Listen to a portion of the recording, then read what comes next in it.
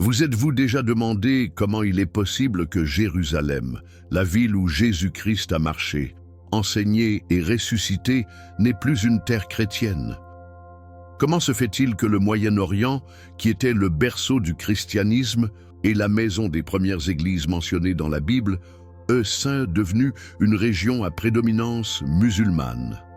Cette transformation n'était pas un accident de l'histoire, mais un processus complexe qui a changé à jamais le visage spirituel de la région la plus sacrée du monde.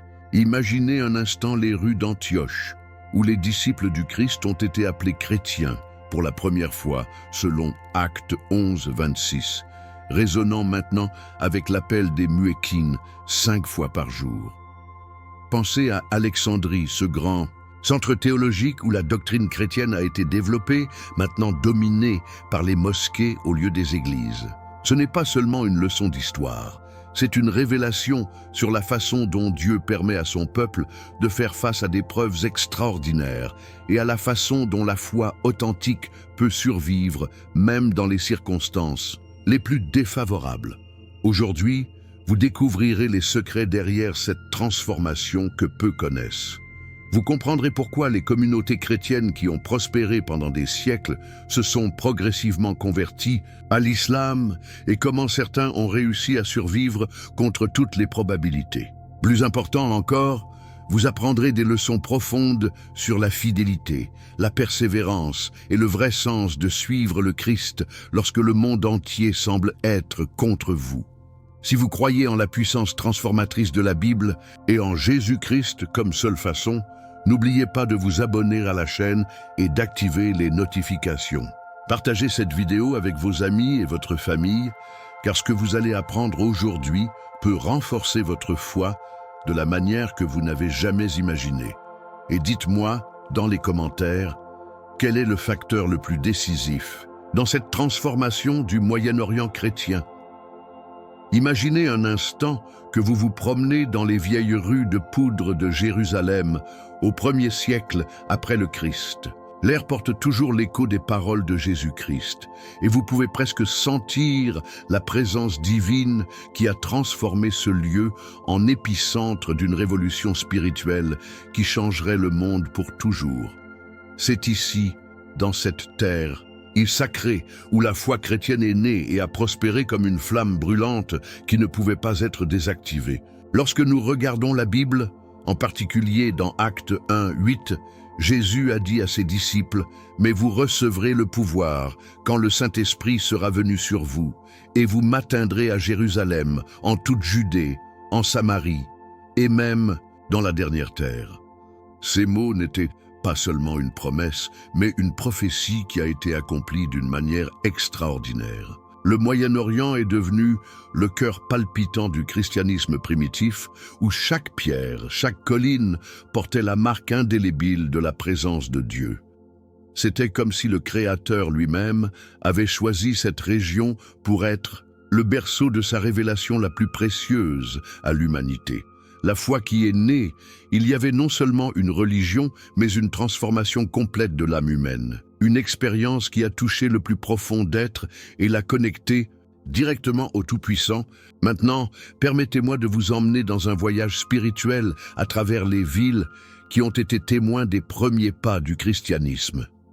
Jérusalem n'était pas seulement le lieu où Jésus-Christ était crucifié et ressuscité, mais est devenu le point de départ d'une expansion qui remettrait en question tous les empires de l'époque. Dans Actes 2, 41, nous avons lu qu'après le sermon de Pedro en Pentecôte, ils ont ajouté ce jour comme 3000 personnes. Imaginez l'ampleur de ce moment. 3000 âmes se sont transformées en une seule journée, toutes touchées par la puissance du Saint-Esprit. Mais l'histoire ne s'arrête pas là. Antioche, cette ville dynamique en Syrie, est devenue encore plus spéciale. C'est là que les disciples du Christ ont été appelés chrétiens pour la première fois, selon Actes 11, 26. Ce n'était pas seulement un nom, mais une identité qui définirait des millions de personnes à travers l'histoire. Cette ville est devenue le centre missionnaire le plus important du monde antique, d'où Paul et Barnabé sont partis dans leur voyage d'évangélisation. La foi s'est étendue comme une puissante rivière, portant de l'espoir et de la transformation à chaque endroit qui l'a touché. Dieu travaillait surnaturellement, et son plan de salut a été développé exactement comment il avait été prophétisé dans les Écritures. Alexandrie, ce joyau intellectuel de l'Égypte, est devenu quelque chose que peu attendaient. Le centre théologique le plus important du christianisme primitif. Ici, de grands esprits comme Clément et Origène ont développé une théologie profonde qui aiderait l'Église à mieux comprendre les vérités bibliques. C'était comme si Dieu avait préparé cet endroit spécifiquement pour que sa parole soit étudiée, analysée et enseignée avec la profondeur qu'il méritait. Dans 1 Corinthiens 1:20, Paul demande « Où est le sage? Où est le scribe? Où est le différent de ce siècle? Dieu n'est-il pas fou la sagesse du monde ?» Et précisément dans Alexandrie, la sagesse humaine a été trouvée avec la sagesse divine, créant une synthèse qui renforcerait la foi des générations futures. Les chrétiens de cette ville croyaient non seulement, mais pouvaient défendre leur foi avec des arguments solides basés sur les Écritures. Damas, quant à lui, avait une signification particulière. C'était la ville où Saulo de Tarso a eu sa rencontre transformatrice avec Jésus-Christ sur la route, selon Actes 9, 3, 6. Cet événement a changé non seulement la vie de Paul, mais tout le cours du christianisme. Chacune de ces villes était comme une torche allumée par Dieu, illuminant l'obscurité spirituelle de son temps. Ce qui rend cette période si extraordinaire, c'est que ces villes n'étaient pas simplement des lieux où l'Évangile a été prêché, mais des centres où la foi était vécue de manière authentique et transformative. Les chrétiens de Jérusalem, selon Actes 2, 46-47, persévérant tous les jours unanimes dans le temple et commençant du pain dans les maisons, mangèrent avec la joie et la simplicité du cœur l'éloge de Dieu et la faveur avec tout le peuple. Cette description nous montre une communauté qui avait trouvé le secret du vrai bonheur, vivre en communion avec Dieu et les frères. Ce n'était pas seulement une religion du dimanche, mais un style de vie qui a imprégné tous les aspects de son existence. À Antioche, les chrétiens étaient si différents du reste de la population qui méritait un nom spécial. Son amour, sa générosité, leur espoir au milieu des difficultés les ont clairement distingués. C'était comme s'ils portaient une lumière intérieure qui ne pouvait pas être cachée. Jésus-Christ avait dit dans Matthieu 5, 14 « Vous êtes la lumière du monde. Une ville basée sur une montagne ne peut pas être cachée. » Et ces communautés chrétiennes primitives étaient exactement cela. Les villes sur les montagnes, les phares d'espoir dans un monde plein d'obscurité spirituelle. Mais voici quelque chose que votre cœur devrait jouer profondément. Ces premiers chrétiens n'avaient pas le confort que nous avons aujourd'hui. Ils n'avaient pas de magnifiques temples, ils n'avaient pas de technologie, ils n'avaient aucune installation pour étudier la Bible comme celle que nous avons maintenant. Cependant, sa foi était si solide, si authentique, si transformatrice, que le monde connu en quelques décennies a changé. Qu'avait-il que parfois nous manquons de nous? Ils avaient une relation personnelle et intime avec Jésus-Christ qui se reflétait dans tous les aspects de leur vie. Ils avaient une compréhension approfondie qu'ils avaient été appelés à quelque chose de plus grand qu'eux eux-mêmes. Dans Éphésiens 2:10, Paul a écrit « Parce que nous sommes sa marque, créée en Jésus-Christ pour de bonnes œuvres, que Dieu a préparées à l'avance pour que nous y aimions. » Ces premiers chrétiens ont compris que leur vie avait un but divin et vivaient chaque jour avec cette conviction. Sa foi n'était pas seulement une croyance intellectuelle, mais une expérience transformatrice qui les reliait directement à la puissance de Dieu. Ils savaient qu'ils faisaient partie de quelque chose d'éternel, quelque chose qui transcendait les circonstances temporaires. Et c'est précisément cette compréhension qui a fait du Moyen-Orient le cœur dynamique du christianisme au cours de ces premiers siècles cruciaux. Lorsque nous envisageons la richesse du christianisme oriental ancien, c'est comme si nous regardions un jardin divin où Dieu a permis à plusieurs expressions de la même foi fondamentale de s'épanouir. Imaginez un instant la beauté de cette diversité. l'Église syrienne orthodoxe, avec ses anciennes liturgies en araméen, la même langue que Jésus-Christ a parlé pendant son ministère terrestre. L'Église copta en Égypte, qui préservait les traditions qui dataient directement de l'époque apostolique. L'Église arménienne, qui est devenue la première nation à adopter officiellement le christianisme.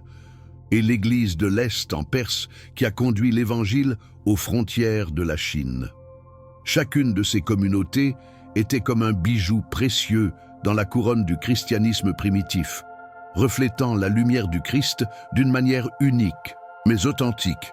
Dans 1 Corinthiens 12, 4, 6, Paul nous enseigne « Maintenant, il y a une diversité de dons, mais l'Esprit est le même. Et il y a une diversité de ministères, mais le Seigneur est le même.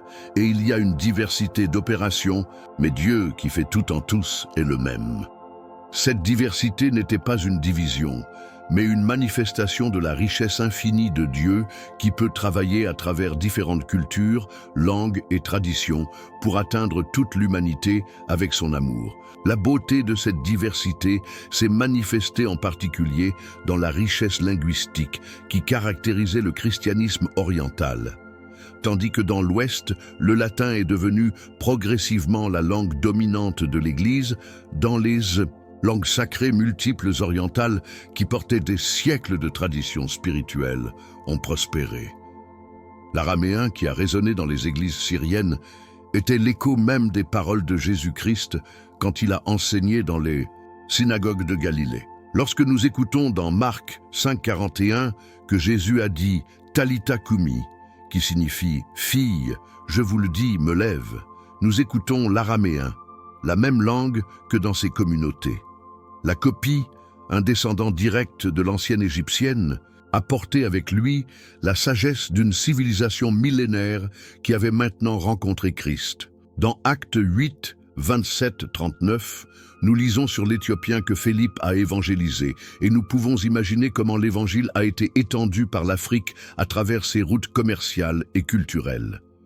L'Arménien est devenu le véhicule d'une foi si profonde qu'une nation entière a décidé de suivre le Christ. C'était comme si Dieu avait préparé chaque langue, chaque culture, d'être un canal unique de sa grâce et de sa révélation. Ce qui rend cette diversité encore plus extraordinaire, c'est qu'il n'était pas quelque chose de superficiel ou simplement culturel, mais qu'il reflétait différentes façons de vivre et d'exprimer la même foi transformatrice en Jésus-Christ. Les chrétiens coptes ont développé une tradition monastique qui influencerait tout le christianisme, avec des figures telles que San Antonio del Désert, qui a cherché Dieu dans la solitude du désert égyptien. Son exemple nous rappelle les paroles de Jésus dans Matthieu 6, 6. « Mais vous, lorsque vous priez, entrez dans votre chambre et fermez la porte. Priez votre Père qui est secret. Et votre Père, qui voit en secret, vous récompensera en public. » Les traditions liturgiques préservaient Syriaque d'une beauté indescriptible où chaque geste, chaque mot, chaque mélodie était une prière soulevée au Tout-Puissant. 16, 15. Et partout dans le monde, et prêcher l'Évangile à chaque créature. Chaque tradition était comme un instrument différent dans la symphonie de la louange qui a augmenté de Dieu de toute l'Est. Les tribus et les peuples et les langues qui étaient devant le trône et en présence de l'agneau. Cette diversité du christianisme oriental était comme une avancée de cette vision céleste, où l'unité en Christ se manifeste à travers la diversité culturelle. Culture locale, mais la purifier, a soulevé, la transformer en quelque chose de magnifique pour Dieu. Chaque grande famille, chaque tradition a été attirée par Christ, mais a maintenu son identité unique dans la grande foi, de la foi, de la foi, de la foi, de la foi, de la foi, de la foi, de la foi, de la foi, de la foi, de la foi, de la foi, de la foi, de la foi, de la foi, de la foi, de la foi, de la foi. Rencontre entre l'évangile éternel et le génie particulier de chaque peuple. Le christianisme, qui avait commencé comme un mouvement de pêcheurs et d'artisans sur les rives de la mer de Galilée, était maintenant dans les palais impériaux de Constantinople. L'Empire byzantin, héritier de l'Empire romain de l'Orient, a assumé le rôle de défenseur de la foi chrétienne. Mais cette union entre les trônes et les manières qui apporteraient à eux les deux bénédictions et les défis inattendus ne serait jamais imaginée. Fondamentale sur la divinité du Christ, mais a également montré comment le pouvoir impérial pouvait influencer les décisions ecclésiastiques.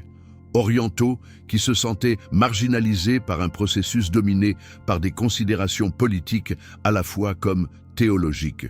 Si mon royaume en dehors de ce monde, mes serveurs se battraient pour que je n'étais pas livré aux Juifs. Mais mon royaume n'est pas d'ici.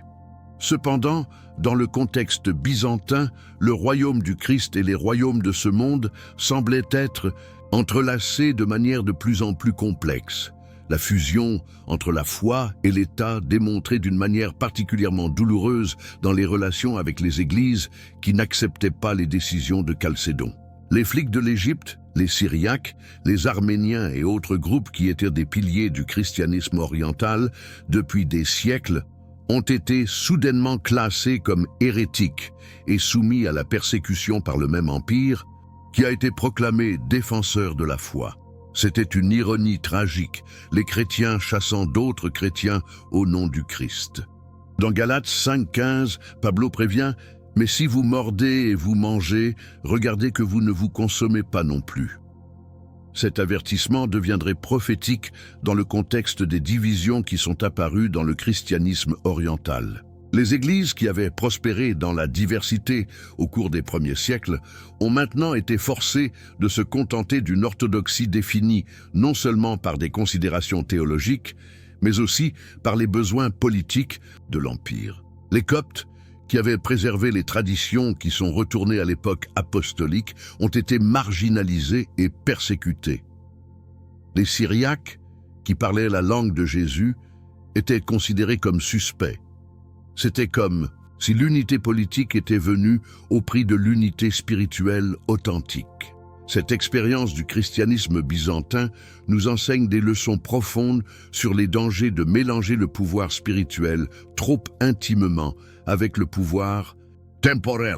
Bien que Dieu puisse utiliser les dirigeants à leur fin, comme nous le voyons dans le cas de Cyrus dans Ésaïe 45, 1, l'histoire byzantine montre que lorsque l'Église devient trop dépendante du pouvoir politique, elle peut perdre une partie de leur prophétie et sa capacité à dire la vérité au pouvoir.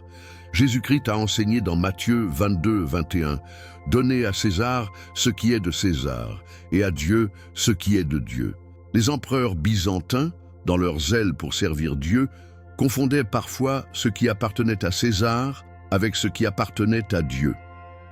Les décisions théologiques ont commencé à être influencées par les considérations de l'unité impériale et les différences doctrinales sont devenues des questions de loyauté politique. Cette fusion créerait des fissures dans le christianisme oriental qui l'affaiblirait précisément au moment où elle devrait être plus unie pour faire face aux défis approximatifs. La leçon pour nous aujourd'hui est claire. Bien que nous devons prier pour nos dirigeants et respecter l'autorité légitime, notre loyauté suprême doit toujours être envers Christ et sa parole, sans permettre aux considérations politiques de compromettre l'intégrité de notre foi. En l'an 610 de notre époque, dans les montagnes agrégées près de la Mecque, un mouvement a commencé à faire un geste qui changerait à jamais le visage du Moyen-Orient chrétien. Muhammad, un marchand arabe de 40 ans, a commencé à prêcher ce qu'il prétendait être des révélations divines reçues dans une grotte du mont Hira. C'était comme si le sort de millions de chrétiens orientaux était scellé dans ces montagnes lointaines, bien qu'ils ne le savaient toujours pas.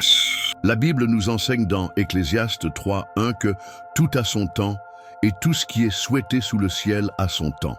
Et c'est le moment où Dieu, dans sa mystérieuse souveraineté, avait permis d'émerger une nouvelle force religieuse et politique qui remettrait en question le christianisme dans son propre berceau. Ce qui a commencé comme la prédication d'un homme dans une ville commerciale du désert deviendrait, dans quelques décennies, un empire qui s'étendrait de l'Espagne à l'Inde. Pour comprendre cette transformation extraordinaire, nous devons Reconnaître que Dieu, dans sa sagesse infinie, permet des circonstances qui prouvent et affinent la foi de leur peuple, comme l'or qui est purifié dans le feu, selon 1 Pierre 1,7. Les chrétiens du 7e siècle étaient sur le point de faire face au plus grand test de leur histoire, qui révélerait à la fois les forces et les faiblesses de leur foi. La vitesse à laquelle l'islam s'est développé après la mort de Muhammad en 632 est quelque chose qui remet en question toute la compréhension humaine normale. En moins de 2 décennies, les tribus arabes, qui s'étaient divisées et se battaient mutuellement pendant des siècles, unifiées sous le drapeau d'une nouvelle foi, et ont commencé une expansion militaire qui conquérirait des territoires qui étaient chrétiens depuis plus de 300 ans. C'était comme si une tempête parfaite avait convergé au moment exact. L'Empire byzantin était affaibli par des guerres constantes avec la Perse. Les églises orientales étaient divisées par des controverses théologiques et les populations locales considéraient souvent les conquérants arabes comme de libérateurs de l'oppression byzantine. Dans Ésaïe 10, 5-6, Dieu dit « Ô Assyrie, rod de ma fureur, dans la main duquel je mets la canne de ma colère, je l'enverrai contre une nation perfide, et sur les gens de ma colère, je lui enverrai. » Bien que nous ne puissions pas affirmer que l'islam a été directement envoyé par Dieu, l'histoire montre qu'il peut même utiliser les forces qui s'opposent à son peuple pour accomplir ses desseins éternels. Les armées arabes n'étaient pas seulement des conquérants militaires, ils étaient porteurs d'une nouvelle vision du monde qui offrait une simplicité théologique, contrairement aux différents christologiques complexes qui avaient divisé les églises orientales. Ce qui rend cette expansion encore plus remarquable, c'est la façon dont les conquérants arabes ont réussi non seulement à vaincre les armées byzantines, mais aussi à gagner le cœur de nombreuses populations locales. La Syrie est tombée en 636, après la bataille de Yarmouk, la Palestine a été conquise en 638, en Égypte en 641, et la Mésopotamie chrétienne a été incorporée dans le nouvel empire islamique en 637. Chacune de ces conquêtes représentait la perte de territoire, qui étaient des chrétiens depuis l'époque apostolique. Jérusalem, la ville où Jésus-Christ a été crucifié et ressuscité, était maintenant sous contrôle musulman. Alexandrie, le grand centre théologique du christianisme oriental, a maintenant servi de nouveau Seigneur. C'était comme si les paroles de Jésus dans Luc 21-24 étaient épanouies. Et ils tomberont à un bord d'épée, et ils seront pris en captivité à toutes les nations, et Jérusalem sera piétinée par les gentils, jusqu'à ce que l'époque des gentils soit accomplie. Les chrétiens qui ont vécu pendant des siècles comme majorité dominante dans ces terres ont maintenant été soudainement convertis en minorité sous un nouvel ordre religieux et politique. Mais Dieu, dans sa miséricorde, n'avait pas abandonné son peuple. Comme je l'avais promis, dans Hébreux 13, 5, « Je ne vous abandonnerai pas et je ne vous quitterai pas. Il préserverait un fidèle résident à travers tous les tests qui étaient à venir. » La clé du succès de cette expansion islamique ne résidait pas uniquement dans la supériorité militaire, mais dans la capacité des conquérants arabes à présenter une alternative intéressante à l'ordre existant. Alors que les églises chrétiennes étaient divisées par des différends théologiques complexes sur la nature du Christ, l'islam a offert une théologie simple et directe. Il n'y a pas plus de Dieu qu'Allah, et Muhammad est son prophète. Pour les populations fatiguées des controverses christologiques et de l'oppression budgétaire byzantine, ce message avait une attraction indéniable. Les Arabes ont également démontré une tolérance initiale envers les chrétiens et les Juifs, qui contrastaient favorablement avec les persécutions que de nombreuses églises orientales avaient subies sous le domaine byzantin. C'était comme si Dieu permettait à son peuple de ressentir les conséquences de ces divisions internes, leur rappelant les paroles de Jésus dans Marc 3,25 « Et si une maison est divisée contre elle-même, une telle maison ne peut rester. » La copie égyptienne, qui avait été persécutée par les Byzantines pour avoir rejeté le conseil de Chalcédon, considérait initialement les conquérants arabes comme libératrices. Les Syriaques, qui avaient souffert sous orthodoxie impériale, On trouvait dans le nouveau régime une tolérance qu'ils n'avaient pas rencontrée depuis des décennies. Cette ironie historique nous apprend que lorsque le peuple de Dieu se divise et se battait, ils peuvent ouvrir des portes aux forces externes pour gagner. Mais voici une leçon profonde qui devrait toucher notre cœur. La vitesse de cette expansion islamique n'était pas seulement le résultat de la supériorité militaire ou politique, mais aussi une conséquence des faiblesses spirituelles qui avaient commencé à se manifester dans le christianisme oriental. Lorsque les églises sont devenues trop dépendantes du pouvoir politique, lorsque les différents théologiques ont lutté pour le pouvoir, lorsque l'unité en Christ a été sacrifiée par des considérations politiques, le témoignage chrétien s'est affaibli. Dans Apocalypse 2, 4, 5, Jésus prévient l'église d'Éphèse. « Mais j'ai contre vous que vous avez quitté votre premier amour. Rappelez-vous donc où vous êtes tombés. Vous vous repenez et faites les premières œuvres. Sinon, je viendrai bientôt à vous et je retirerai votre chandelier de votre place. » Il est possible que de nombreuses églises orientales aient perdu une partie de leur premier amour, de cette passion brûlante qui a caractérisé le christianisme primitif. L'expansion de l'islam, vue de ce point de vue, devient un appel au repentir et au renouvellement spirituel. Dieu permettait à son peuple de faire face à des défis qui les forceraient à redécouvrir l'essence de leur foi, à dépendre moins de la puissance humaine et plus de la puissance divine. Pour nous, aujourd'hui, cette histoire nous rappelle que notre force en tant que chrétiens ne réside pas dans nos institutions ou dans notre pouvoir politique, mais dans notre relation personnelle avec Jésus-Christ et dans notre unité authentique en tant que corps du Christ. Lorsque les armées islamiques ont terminé leur conquête au Moyen-Orient, ils ont fait face à une réalité complexe. Ils avaient conquis des territoires où les chrétiens constituaient la majorité de la population. C'était comme si Dieu avait permis à cette situation de prouver à la fois les conquérants et les conquis, créant un laboratoire historique où la capacité de différentes religions serait testée pour coexister. Les nouveaux dirigeants musulmans, guidés par les enseignements du Coran, ont développé un système qui a classé les chrétiens et les juifs comme al-Kitab, réservé des gens, reconnaissant qu'ils partageaient certaines traditions avec l'islam. Cette classification n'était pas accidentelle. Cela reflétait la reconnaissance que ces groupes avaient des écrits sacrés et des traditions prophétiques qui ont précédé l'islam. Dans la Bible, nous avons constaté dans Romains 11, 29 que irrévocables sont les dons et l'appel de Dieu. Et en quelque sorte mystérieux, ce principe s'est manifesté par le fait que les chrétiens n'étaient pas simplement éliminés ou forcés de devenir massivement, mais ont été autorisés à maintenir leur foi sous certaines conditions. C'était comme si la divine providence avait préparé un mécanisme de survie à son peuple au milieu de circonstances apparemment impossibles. Le statut dhimmi accordé aux chrétiens était une institution complexe qui reflétait à la fois la tolérance et les limites du nouvel ordre islamique. Le mot dhimmi signifie littéralement protégé et en théorie garantissait que les chrétiens pouvaient pratiquer leur foi sans être dérangés. C'était comme un pacte social où les chrétiens ont accepté leur position subordonnée en échange de protection et du droit de maintenir leurs croyances. À bien des égards, ce système était plus tolérant que les persécutions qu'il avait subies sous certains empereurs romains avant Constantin.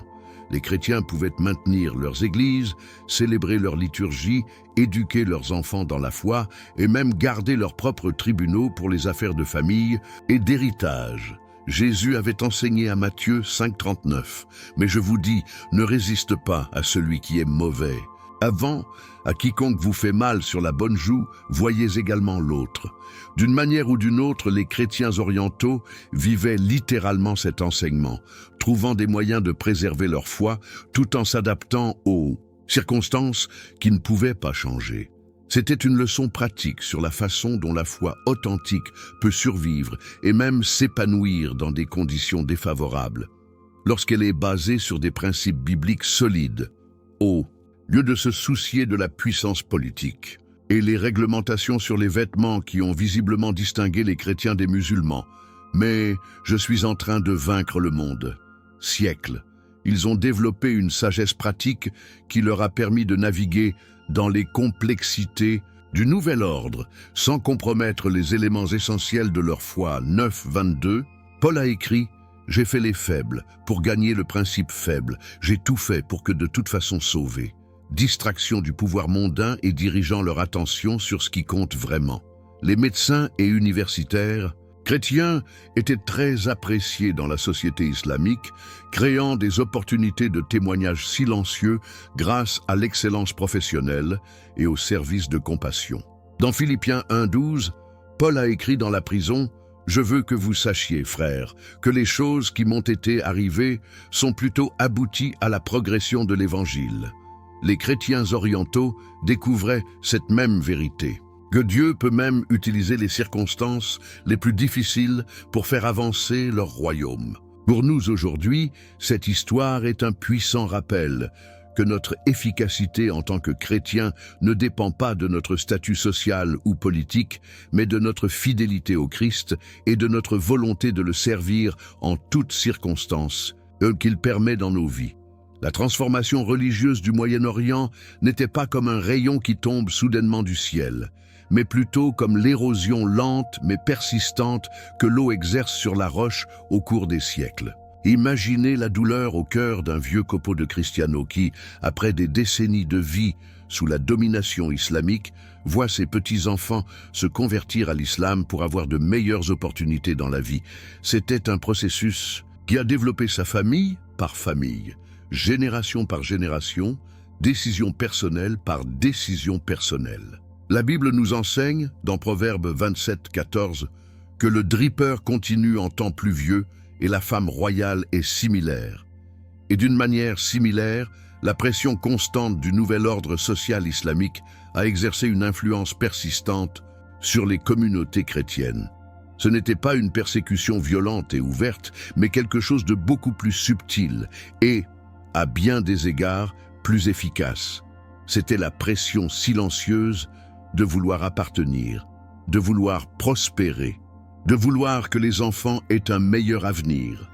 Dieu, dans sa souveraineté, a permis à son peuple de faire face à cette preuve particulière de la fidélité, qui n'a pas été résolue dans un moment de martyre héroïque, mais qui a nécessité un dossier quotidien, une décision renouvelée, chaque jour de fidèles restants au Christ, malgré les avantages offerts par la conversion. Les facteurs qui ont favorisé ces conversions étaient complexes et profondément humains, reflétant les luttes auxquelles toute personne de foi peut faire face en minorité. L'impôt de Jizya, bien qu'il ne soit pas insupportable pour tous, représentait un fardeau financier constant qui a rappelé aux chrétiens leur statut inférieur. C'était comme une goutte d'eau qui tombe constamment sur la même pierre, créant finalement un trou. Pour une famille paysanne qui a eu du mal à survivre, l'exonération de cette taxe qui est venue avec la conversion à l'islam pourrait faire la différence entre la prospérité et la pauvreté. Jésus avait enseigné dans Matthieu 6:24 que « Aucun ne peut servir deux messieurs, parce que soit il détestera l'autre et aimera l'autre, soit estimer l'un et mépriser l'autre. Vous ne pouvez pas servir Dieu et la richesse. » De nombreux chrétiens étaient confrontés exactement à cette tension. Comment maintenir la fidélité au Christ alors que cela signifiait des limitations économiques pour leur famille? De plus, les possibilités d'ascension sociale et politique ont été pratiquement fermées pour les non-musulmans. Un jeune chrétien talentueux qui rêvait de servir dans l'administration publique ou de faire une carrière militaire était que la conversion à l'islam était pratiquement une exigence pour leurs ambitions. C'était un test subtil, mais puissant, des priorités et des valeurs les plus profondes. La pression sociale et culturelle était peut-être encore plus puissante que les considérations économiques. Imaginez vivre dans une société où l'appel à la prière islamique marque le rythme de chaque jour, où les festivités musulmanes sont les principales célébrations publiques, où l'arabe devient progressivement le langage de l'éducation, du commerce et de l'administration. C'était comme si l'air qu'il respirait était imprégné d'islam. Les enfants chrétiens ont grandi en écoutant l'arabe dans les rues, en apprenant la culture islamique dans leurs interactions quotidiennes et en absorbant progressivement une vision du monde qui était fondamentalement différente de la foi de leurs parents. Dans Deutéronome 6:7, Dieu instruit son peuple. Et ces mots que je vous envoie aujourd'hui, je parleront de votre cœur. Et vous les répéterez à vos enfants, et vous en parlerez d'être à la maison et de marcher en cours de route, et quand vous vous coucherez et quand vous vous levez. Mais pour les chrétiens dans le domaine islamique, cette transmission intergénérationnelle de la foi est devenue de plus en plus difficile lorsque la culture dominante a transmis différents messages. Les parents chrétiens combattaient de puissants courants culturels, essayant de préserver la foi de leurs enfants dans un environnement qui favorisait constamment l'assimilation à l'islam. C'était une bataille silencieuse qui a été menée au cœur de chaque famille, dans chaque conversation, dans chaque décision sur l'éducation et le mariage. Le processus s'est accéléré par des mariages mixtes et le besoin pratique d'intégration sociale. Lorsqu'un jeune chrétien a épousé un musulman, la pression pour devenir était immense, non seulement par le mari et sa famille, mais pour la structure même de la société islamique qui ne reconnaissait pas facilement les mariages entre musulmans et non-musulmans. C'était comme si chaque mariage mixte était une petite victoire pour l'islamisation. Les enfants de ces mariages étaient généralement élevés en tant que musulmans, représentant une autre génération perdue pour le christianisme. Dans 2 Corinthiens 6:14, Paul prévient « Ne vous joignez pas à un joug inégal avec l'incrédule, parce que quelle compagnie a la justice avec l'injustice, et quelle communion la lumière avec l'obscurité. » Les chrétiens orientaux apprenaient d'une manière douloureuse la sagesse pratique de cet avertissement. Mais nous devons également reconnaître que dans de nombreux cas, ces décisions n'ont pas été prises par la rébellion spirituelle, mais par la pression des circonstances qui ne semblaient pas offrir des alternatives viables. C'était la différence entre le martyre héroïque qui nécessite un moment de valeur suprême et la fidélité quotidienne qui nécessite un record qui peut être encore plus difficile à maintenir au fil des décennies. La transformation linguistique a joué un rôle crucial dans ce processus d'islamisation progressif. L'arabe n'était pas seulement la langue de l'administration et du commerce, mais aussi la langue du Coran et de la culture islamique. C'était comme si chaque mot arabe que les chrétiens apprenaient était également une petite graine d'influence islamique. Les liturgies chrétiennes en araméen, en copto ou en arménien ont commencé à paraître archaïques et déconnectées de la vie quotidienne. Les jeunes chrétiens qui ont dominé l'arabe avaient des avantages éducatifs et professionnels par rapport à ceux qui s'accrochaient uniquement à leur langue traditionnelle. Peu à peu, même les familles chrétiennes qui sont restées fidèles à leur foi ont commencé à utiliser plus d'arabe à la maison. Et avec la langue est venu des concepts, des idées et des façons de penser qu'ils étaient fondamentalement islamiques. En Néhémie 13:24, nous lisons un problème similaire. Et la moitié de leurs enfants parlaient la langue de l'Absode, parce qu'ils ne savaient pas parler juif, mais parlaient selon la langue de chaque peuple. Les chrétiens orientaux étaient confrontés à un défi similaire. Comment préserver leur identité religieuse lorsque leur langue et leur culture étaient progressivement islamisées? Pour nous aujourd'hui, cette histoire est un puissant rappel de l'importance de l'éducation chrétienne, de la transmission intergénérationnelle de la foi et de la nécessité de créer des environnements où notre foi peut être nourrie et renforcée. Il nous enseigne également que la fidélité au Christ nécessite souvent des décisions et des sacrifices difficiles qui peuvent sembler faibles à l'époque, mais qui ont des conséquences éternelles. Bien que le système dhimmi ait offert une protection théorique aux chrétiens dans le domaine islamique, la réalité historique nous montre que cette tolérance n'était ni constante ni uniforme. C'était comme les stations de l'année. Il y avait des périodes de calme relatif, suivies des tempêtes de persécution, qui testent la foi des croyants de manière inimaginable. L'un des exemples les plus spectaculaires de cette intolérance a été le règne du calife facticé Al-Hakim bi Amr Allah en Égypte, 996-1021, qui a ordonné la destruction systématique des églises et des synagogues, y compris la démission de l'église du Saint-Sépulcre à Jérusalem dans 1009 de sa foi, le même endroit où Jésus a été baigné et a répondu à Jérusalem. C'était comme si les paroles de Jésus dans Matthieu 24, 2 étaient littéralement épanouies. Voyez-vous tout cela? Mais tout comme Jésus a promis qu'il ressusciterait le troisième jour, la foi chrétienne démontrera également sa capacité à renommer même après la destruction la plus dévastatrice. Dieu, dans son souveraineté, permettait à ses preuves de renforcer la foi de son peuple et de démontrer son royaume ne dépend pas des bâtiments en pierre, mais de ses cœurs, qui a commencé en 1095 comme une tentative de reconditionnement de la Terre Sainte, a apporté des conséquences dévastatrices pour les communautés chrétiennes locales qui ont réussi à survivre sous la domination islamique pendant des siècles. Maintenant, les collaborateurs possibles des envahisseurs de la croix. Une leçon sur la différence entre le royaume de Dieu, qui s'étend à travers l'amour et le service, et les royaumes de ce monde qui dépendent de la force et de la coercition. Les communautés chrétiennes affaiblies.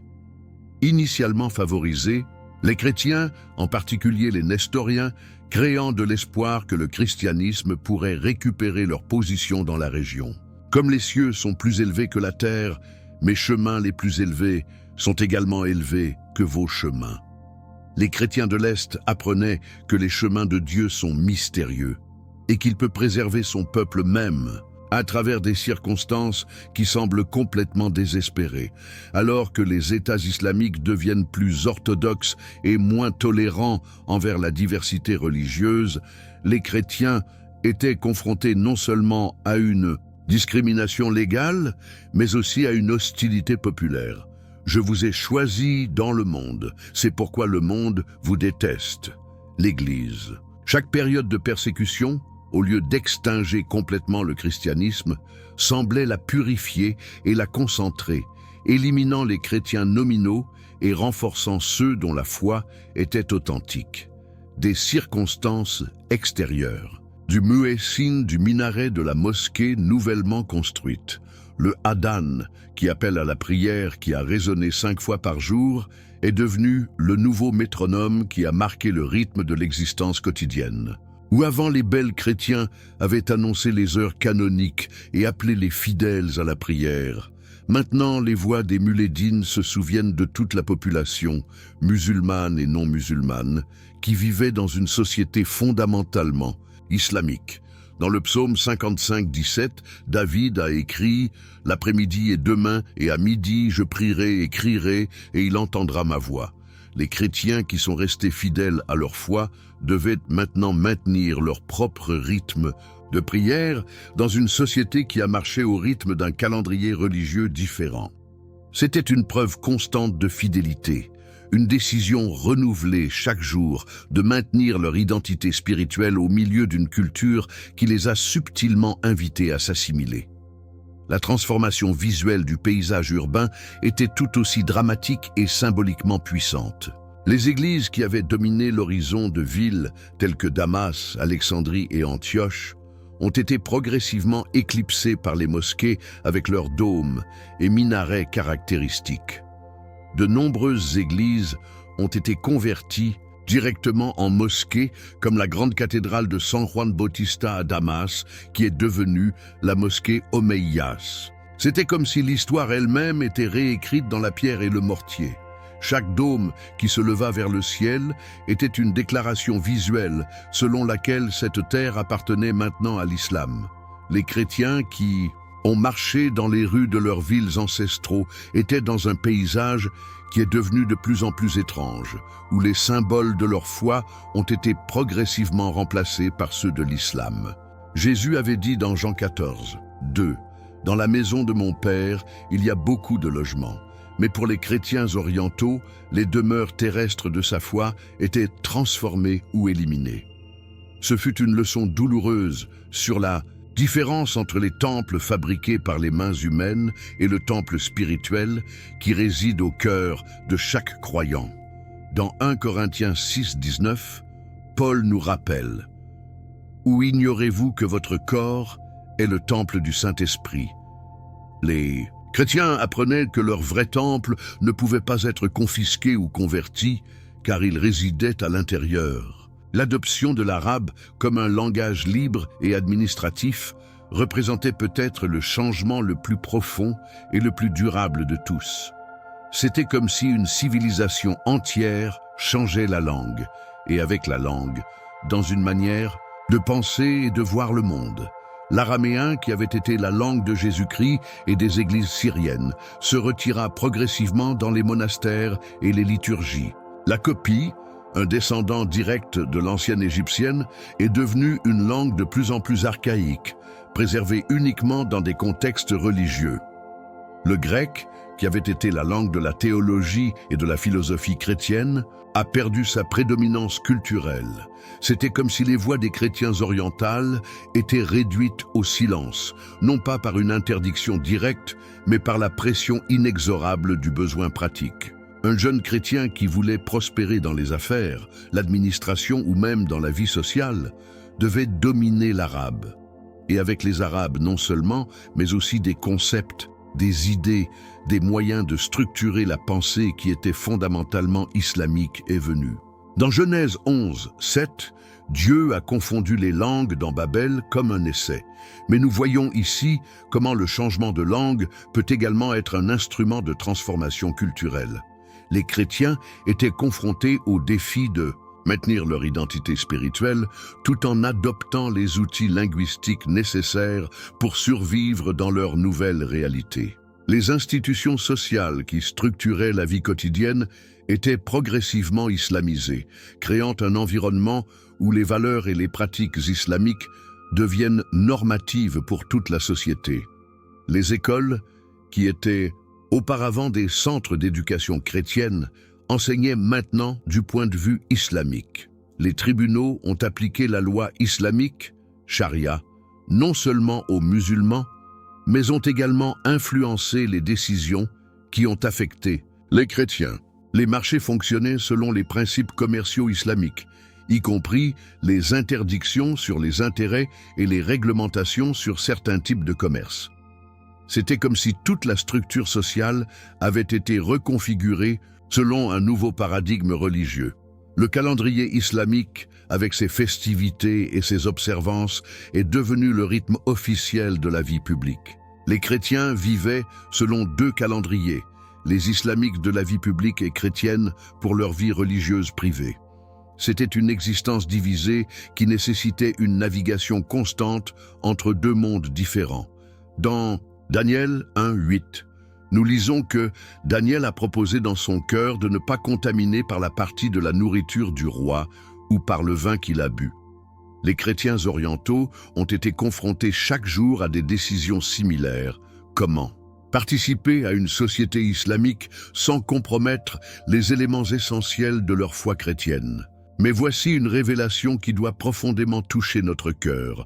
Cette transformation culturelle massive, bien que douloureuse pour les chrétiens, a également révélé la différence fondamentale entre une foi qui dépend des structures externes et d'une foi qui réside dans le cœur transformé.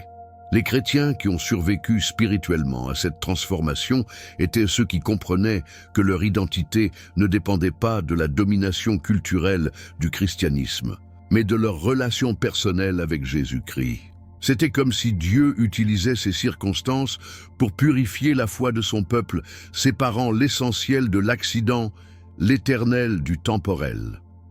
Dans 2 Corinthiens 4, 16-18, Paul a écrit « Par conséquent, ne s'évanouissons pas.